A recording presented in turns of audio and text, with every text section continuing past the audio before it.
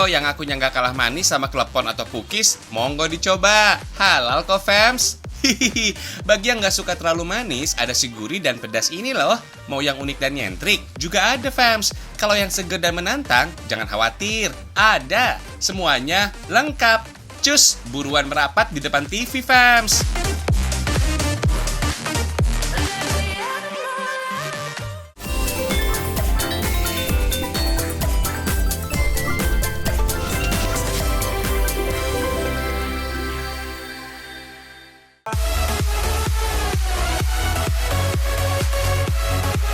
Liburan pengen yang segar-segar, enaknya sih main ke sumber air, fams. Ikut aja deh pokoknya. Kita pergi ke air terjun Benang Kelambu yang berada di kawasan Geopark Rinjani, tepatnya di Desa Aik Berik, Kecamatan Batu Kliang, Kabupaten Lombok Tengah, Nusa Tenggara Barat.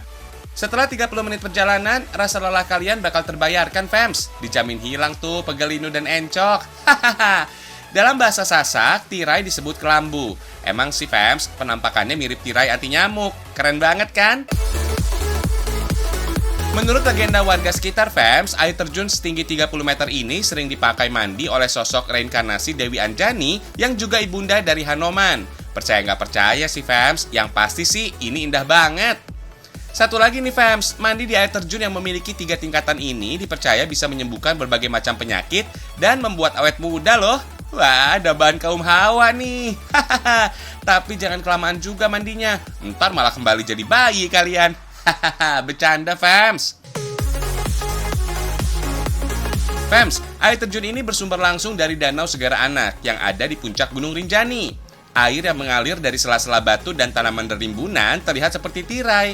Air yang jatuh terasa lembut, tipis-tipis mengenai kulit. Tapi jangan disamain sensasinya saat kalian mandi pakai shower. Beda jauh lah, fams. Untuk menikmati ini semua nggak pakai mahal kok, fams. Hanya dikenakan tiket masuk sebesar Rp10.000 saja per orang. Gimana, fams? Udah jadi seger kan pagi kalian? Kalau masih kurang, nih ada satu lagi air terjun yang masih berdekatan sama air terjun Benang Kelambu. Yuk kita kemon.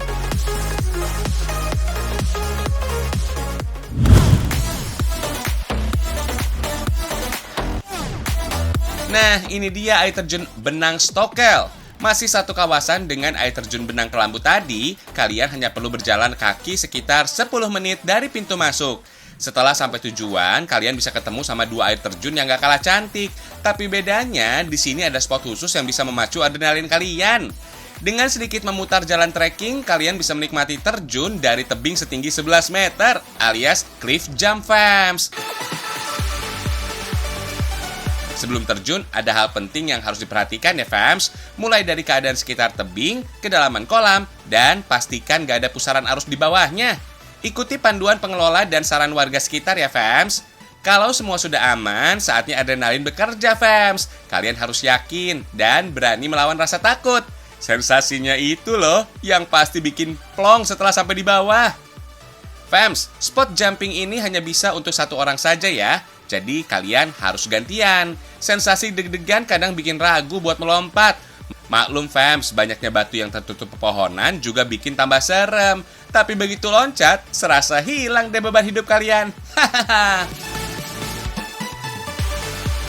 Hormon adrenalin ternyata juga banyak manfaatnya loh buat tubuh kita, fams. Berkat adrenalin, kinerja otak jadi meningkat, sehingga membantu kita lebih berfokus dengan apa yang dikerjakan. Adrenalin juga meningkatkan detak jantung dan asupan oksigen, sehingga aliran darah dan oksigen ke otak pun menjadi lebih deras. Asyik pokoknya. Hihihi.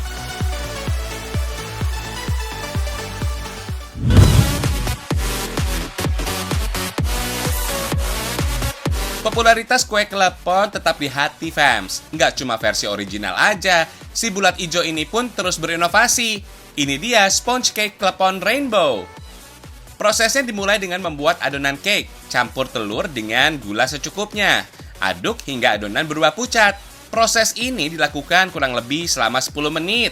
Sambil nunggu adonan rata, tepung diayak dan dicampurkan dengan susu bubuk. Tepung yang diayak ini bisa mencegah adonan menggumpal, fams. Lanjut, campur tepung dan aduk dengan kecepatan lambat. Jangan lupa tambahkan pewarna makanan. Jenis sponge cake dipilih karena bisa dinikmati oleh segala usia. Teksturnya juga sangat lembut. Proses dilanjutkan dengan mengaduk balik adonan. Teknik ini selalu dilakukan dalam membuat adonan kue fams, agar adonan tidak pecah. Next, masukkan adonan ke dalam loyang khusus dan oven selama 25 menit dengan suhu 170 derajat Celcius. Sambil nunggu kue matang, waktunya mengolah klepon fams. Rebus air secukupnya, kemudian siapkan tepung ketan, beri pewarna dan air. Aduk hingga adonan menjadi kalis. Bentuk bulat adonan, lalu isi dengan potongan gula aren dan rebus dalam air mendidih. Kalau klepon sudah mulai mengambang, artinya klepon sudah matang. Angkat dan gulingkan dengan kelapa parut. Di sejumlah daerah seperti Sulawesi dan Sumatera, klepon biasa dikenal dengan sebutan onde-onde. Di balik teksturnya yang kenyal, ternyata klepon memiliki nilai filosofi. Klepon yang kenyal dan isiannya yang manis menyeratkan. Terkadang sesuatu yang keras akan terasa manis di kemudian hari, sesuai dengan usaha yang dilakukan. Beuh, dalam banget kan maknanya? Kalau cuma satu warna itu biasa. Kita bikin klepon dengan warna-warna yang cantik ya. Prosesnya hampir sama. Adonan klepon diberi jenis pewarna makanan lainnya. Bentuk klepon isi dengan gula aren dan rebus. Tuh, cantik kan? Kuenya sudah matang fams, angkat dan siap untuk digarnish. Siapkan whipped cream, tata sponge cake, timpa dengan olahan butter dan unti kelapa. Fams, unti kelapa merupakan olahan kelapa parut dan gula aren yang disangrai hingga sedikit mengering fams.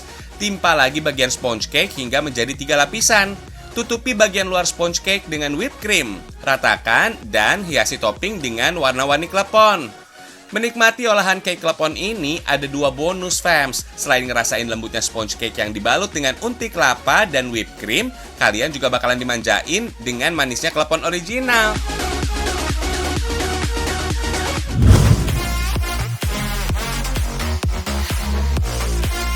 Kakak, cantik amat sih. Mau pergi ngedate ya? Hihihi. Kalau dilihat-lihat sih, tampilan kakak ini unik dan nyentrik banget ya. Beda lah pokoknya. Kita kasih tahu nih fams, si kakak ini memang lagi bergaya bohemian style. Gaya yang satu ini sempat bikin jatuh hati loh oleh wisatawan Bali, khususnya perempuan. Coba deh kalian mampir ke salah satu toko pusat bohemian di kawasan Dianapura Seminyak Bali. Mulai dari tas, sandal, anting, kalung, dan lainnya memiliki konsep produk bohemian style. Cakep lah. Fams, bohemian style atau boho style adalah cara menerapkan gaya hidup konvensional yang cenderung artistik. Style ini merujuk dengan gaya gypsy dengan tampilan dan aksesoris menarik. Just for your info nih fams, gypsy istilah yang dipakai orang-orang dengan tampilan unik di Eropa Tengah. Saat ini bohemian style mulai berkembang dan dilirik sebagai kiblat fashion dunia, sebagai tren kekinian loh. Dalam proses pembuatan, konsep dan desainnya terbatas. Artinya, tiap produk yang dibuat didesain sendiri dan berbeda dengan produk lainnya. Bikin penasaran kan? Cus, kita lihat cara bikinnya. Dalam sehari produksi, ada puluhan produk bohemian yang dihasilkan. Salah satunya sandal yang mau dibikin ini nih. Kita siapkan kulit sapi yang sudah diwarnai, pola sandal, sponge, gunting, tang, dan lainnya. Jenis bahan kulit untuk pembuatan sandal ini didatangkan dari daerah Magetan, Jawa Timur. Selain tahan lama, kulit sapi ini memiliki tekstur yang lembut, sehingga lebih nyaman saat digunakan. Oh iya, sejarah bohemian style sebenarnya sudah ada sejak tahun 1960-an. Banyak digunakan kaum hippie sebagai respon terhadap situasi perang Vietnam yang tak kunjung usai. Sedangkan di Indonesia, konsep ini mulai dikenal dan diminati sekitar 3 tahun belakangan. Fams, usaha yang sudah berjalan dari tahun 1993 ini awalnya hanya fokus dengan berbagai kerajinan. Setelah melihat minat wisatawan akan tingginya produk bohemian, timbullah ide untuk memproduksinya sendiri. Semua aksesoris bohemian ini dipastikan 100% handmade fams. Terakhir, baru deh pasang aksesoris. Nah, tahap inilah yang menentukan jenis bohemian style. Bisa pakai tali temali dan kerang-kerangan agar sandal dihias semenarik mungkin. Gimana fams? Lucu banget ya? Buat kalian yang punya tas polos dan ingin dibuat ala-ala bohemian style, caranya gampang kok fams.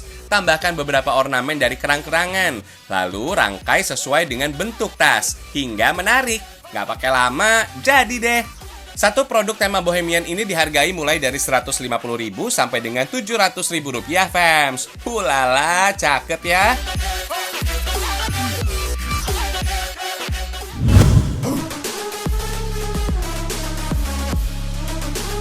Pagi-pagi udah ada yang bikin ngiler aja nih. Kalian yang belum sarapan, cobain deh cookies yang satu ini. Bisa bikin kalian lebih semangat loh. Lihat tuh fams, variannya banyak banget lagi. Ada keju, red velvet, gula aren, sampai tiramisu. Cantik deh, kayak kamu. Hihihi. Buat kalian yang gak suka manis, ada juga loh varian rasa daging sapi dan abon. Mantap! Fams, makanan jadul dengan wajah kekinian ini memiliki tekstur yang lembut. Harganya murce alias murah meriah. Pantesan aja makin diburu penggemarnya. Nah, di toko ini loh fams yang menjual cookies kekinian. Lokasinya di Jalan Badran, Kota Solo, Jawa Tengah. Nggak cuma tampilan dan isinya aja yang modern. Cookies ini juga istimewa karena terdapat campuran tape singkong. Nggak percaya? Cus, kita intip aja di dapurnya. Untuk bahannya ternyata mudah dicari. Telur, tepung terigu, mentega cair, gula pasir, santan. Dan gak ketinggalan tape singkong.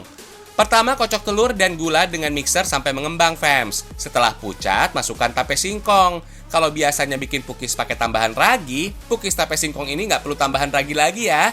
Soalnya di dalam tape singkong sudah ada ragi yang bikin adonan mengembang. Lanjut, masukkan tepung terigu sedikit demi sedikit. Baru deh tuang santannya. Aduk kembali pakai mixer dengan kecepatan rendah. Jangan lupa mentega cair ya fams. Setelah rata, diamkan adonan sekitar 30 menit agar ragi pada tape singkong bisa bekerja maksimal. Selain bisa membuat adonan kue mengembang, ragi ternyata mempunyai segudang manfaat loh fams. Seperti menjaga kesehatan pencernaan, mengatasi sembelit, menyembuhkan jerawat, meningkatkan metabolisme tubuh, serta baik untuk kekebalan tubuh. Udah siap nih adonannya, tinggal tambahin pewarna makanan sesuai selera. Ada merah untuk red velvet, hijau untuk rasa pandan, dan coklat. Tuang adonan ke dalam cetakan yang sudah dipanaskan. Kalau cookies sudah setengah matang, baru deh tambahkan topping fams. Mulai dari keju, kismis, sampai daging sapi. Oh iya, kalian tahu waffle kan? Ternyata cookies dan waffle masih saudaraan loh. Hanya saja tekstur cookies lebih lembut dibanding waffle yang agak kering di bagian luarnya. Dulu sih kue cookies nggak ada yang pakai topping kayak gini. Warnanya juga standar, berwarna kuning dan bagian bawahnya agak kecoklatan. Tapi fams, di tangan kreatif inilah cookies punya banyak variasi rasa. Jadi keberadaan kudapan ini bisa tetap lestari. Di sini ada 12 varian rasa cookies yang bisa kalian cicipi, baik yang manis ataupun yang gurih fams. Dalam sehari ada 2000 kue cookies yang laris manis di serbu pembeli. Nah, kalian mau pilih kue cookies rasa apa nih? Eits, jangan pilih rasa yang pernah ada ya. Nggak ada tuh di sini. Hihihi.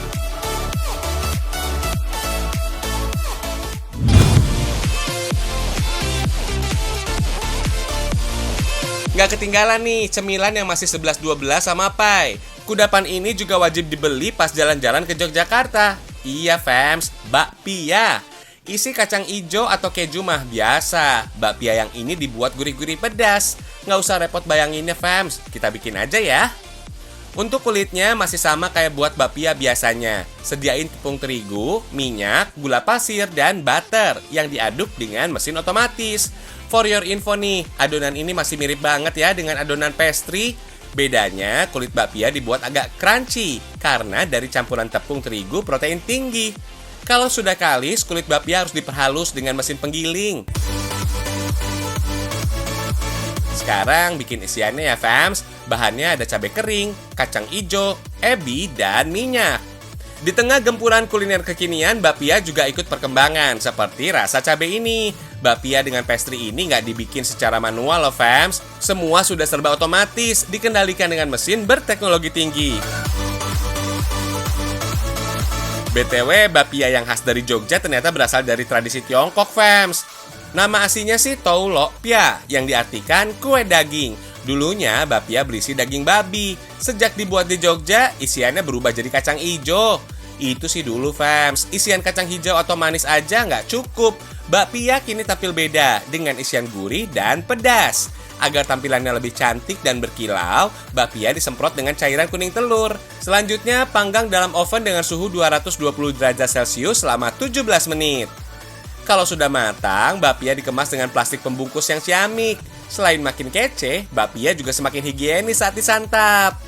Bapia ini memiliki tekstur crispy di bagian kulitnya. Isian cabai kering ini dijamin tidak sepedas cabai segar kok. Parah, ini sih enak banget, fams.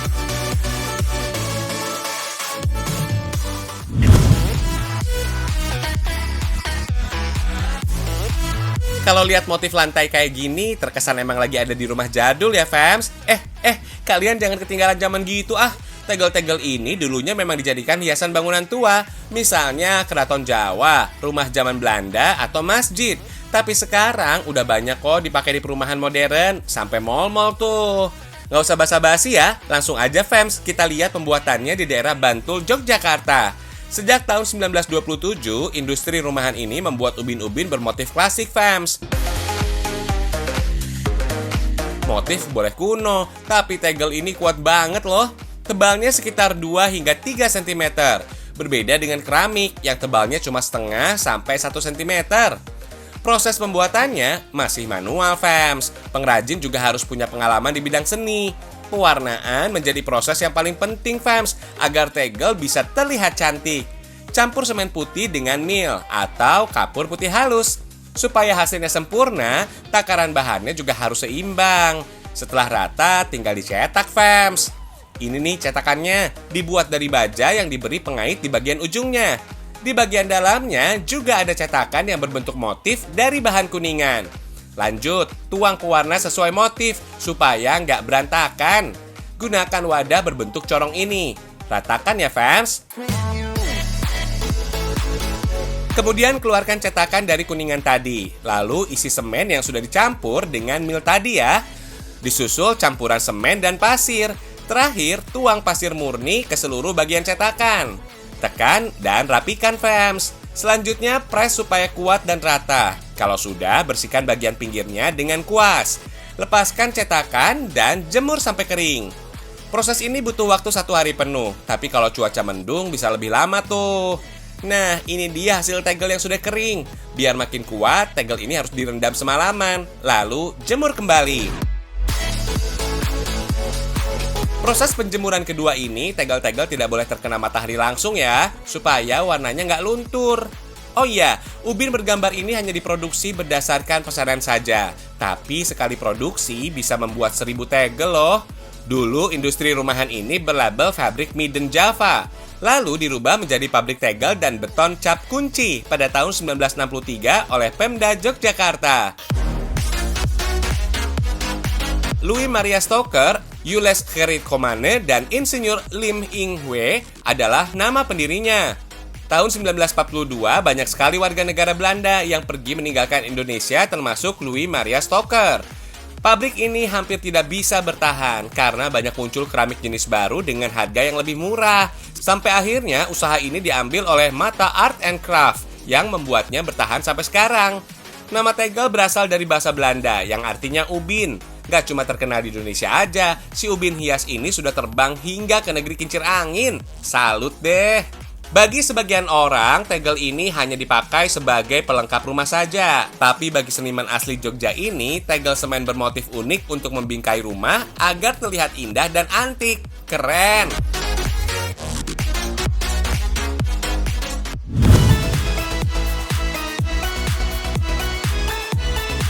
Saatnya ikut kami dalam keramaian tradisi adat Gumbregan Maheso.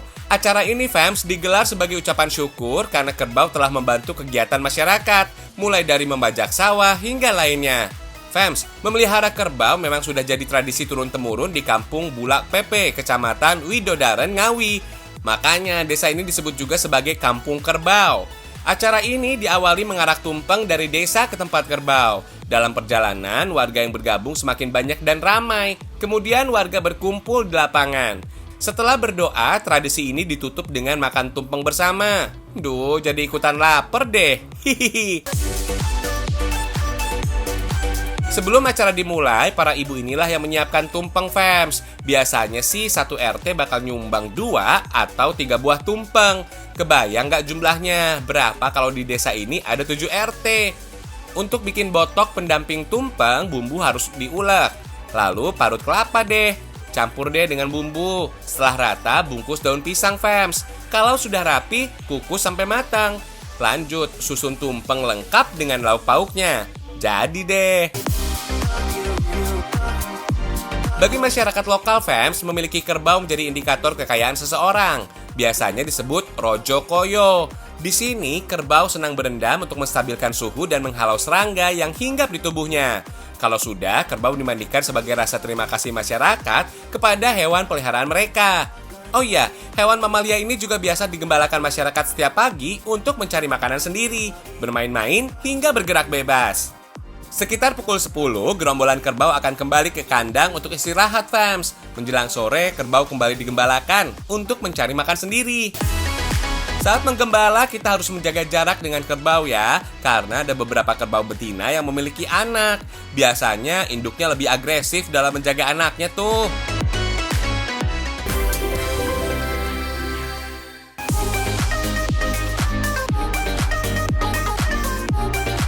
Gimana fams? Udah puas menikmati hidangan hari ini? Kalau mau jalan-jalan, sabar dulu ya fams. Tunggu sampai situasi pandemi mereda. Yang penting tetap jaga kesehatan fams, agar bisa ikutin petualangan bareng Ragam Indonesia selanjutnya. Tonton terus Ragam Indonesia ya fams, karena Indonesia istimewa. Dadah!